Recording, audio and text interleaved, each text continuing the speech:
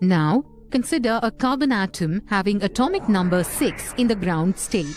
Its electronic configuration is 1s2, 2s2, 2px1, 2py1, 2pz0. On excitation, an electron jumps from the 2s orbital to the 2pz orbital, resulting in an electronic configuration of 1s2, 2s1, 2px1, 2py1, 2pz1. In order to form 4 sigma bonds with other atoms, the 2s, 2px, 2py, and 2pz orbitals of this atom intermix. This process of intermixing of atomic orbitals is called hybridization. As a result, 4 equivalent orbitals called sp3 hybrid orbitals directed along the 4 corners of a regular tetrahedron are formed. When 2 such sp3 hybridized carbon atoms approach each other along the internuclear axis and overlap, a carbon-carbon sigma bond is formed. This bond has a bond length of 1.54 angstrom. 6 hydrogen atoms now approach and overlap the remaining 6 sp3 hybrid orbitals of both the carbon atoms, forming sigma bonds with bond length of 1.09 angstrom. In other words, whenever a carbon atom in an organic compound forms 4 sigma bonds which are directed along the corners of a regular tetrahedron, it is sp3 hybridized.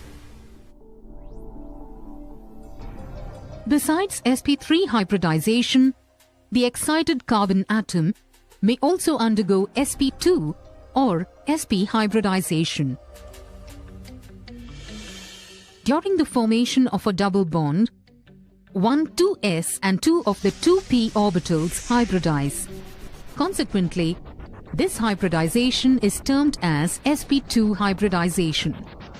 The hybridization leads to the formation of 3 equi-energic sp2 hybrid orbitals. As you can see, each sp2 hybrid orbital is bilobed, one lobe bigger than the other. The half-filled p orbital, which was not involved in hybridization, lies at right angles to the plane of the equilateral triangle.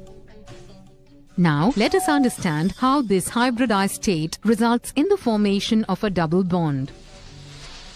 For this, imagine a similar sp2 hybridized carbon atom approaching this carbon atom.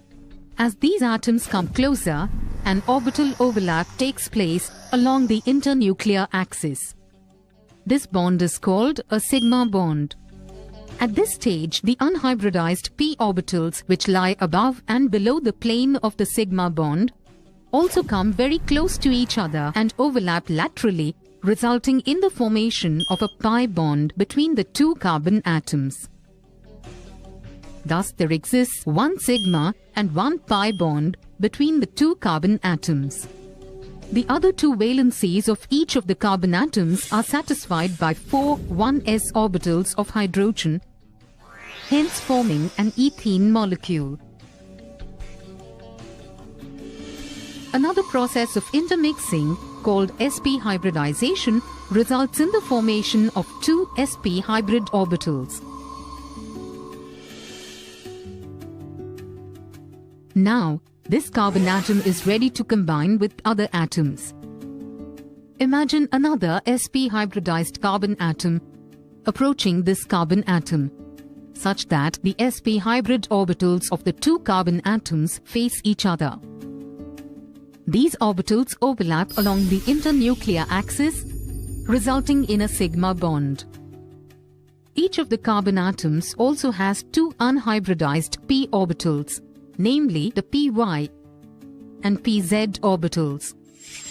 These orbitals, which lie above and below the plane of sigma bond, also come very close to each other and overlap laterally, resulting in the formation of 2 pi bonds between the 2 carbon atoms.